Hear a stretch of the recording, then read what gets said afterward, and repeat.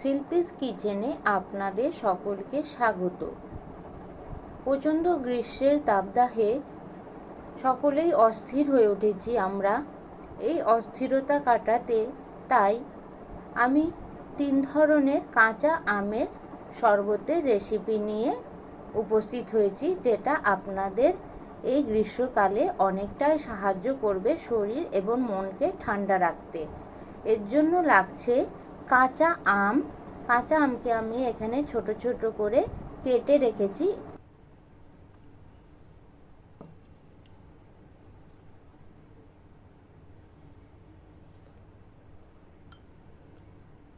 সেদ্ধ করে রেখেছি। এটা দিয়েও এক ধরনের শরবত হবে।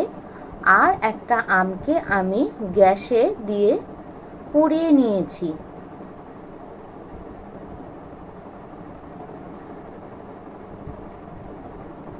প্রথমে গ্যাসে দিয়ে যে আমটি আমি পুড়িয়ে রেখেছিলাম সেটার খোসাগুলোকে ছাড়িয়ে নিতে হবে।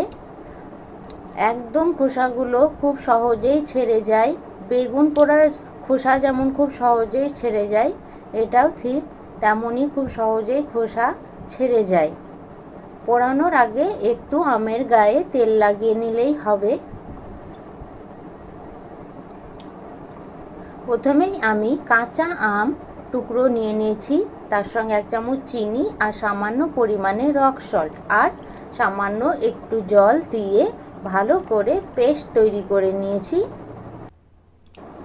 এবারে আমি সেদ্ধ করা আমটা পেস্ট করে নেব 1 চামচ চিনি, পরিমাণ মতো রক সল্ট আর সামান্য একটু জল দিয়ে। হয়ে গেছে। এবার আম পোড়াও এভাবেই 1 চামচ চিনি, সামান্য লবণ আর একটু জল দিয়ে পেস্ট করে নেব। হয়ে গেছে পেস্ট। এবারে একটা গ্লাসে 3 ধরনের আমের পেস্টগুলো ঢেলে দেব।